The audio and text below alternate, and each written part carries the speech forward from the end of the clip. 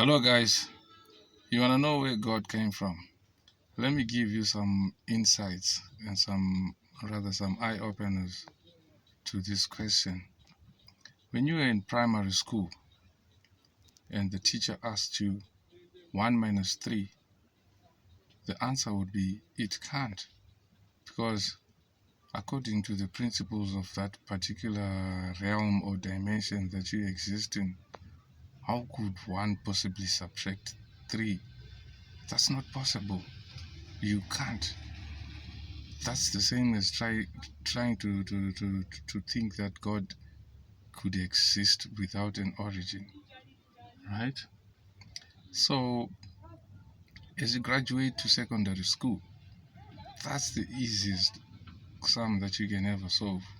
1 minus 3, the answer is simple, minus 2.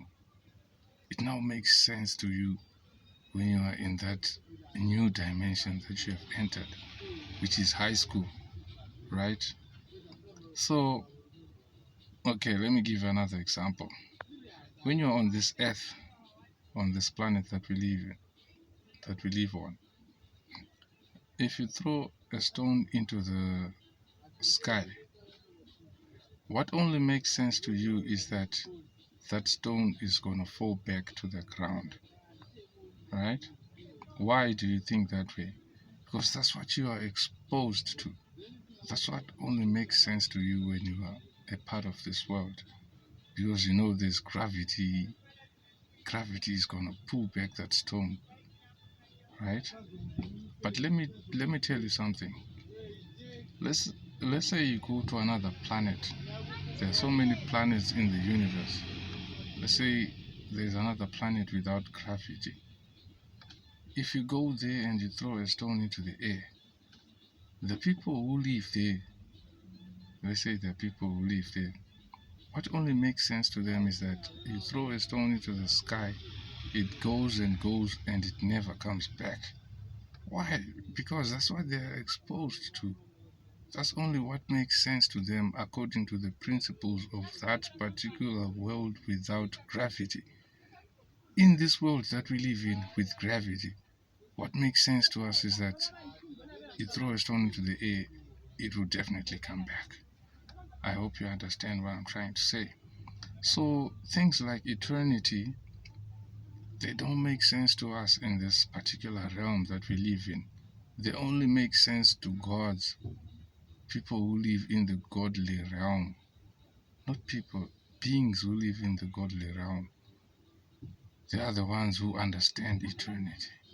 They are the ones who understand that something can exist without a beginning or without an ending, which is what we refer to as God.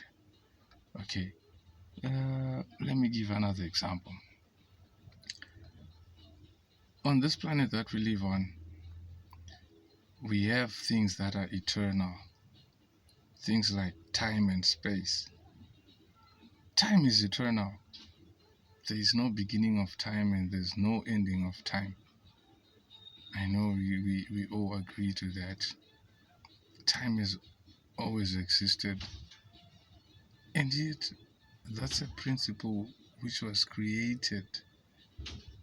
If time was created, but being created as it is eternal, then why can't you think that if God is the one who created time and time is eternal, then it means He Himself is even more eternal than time.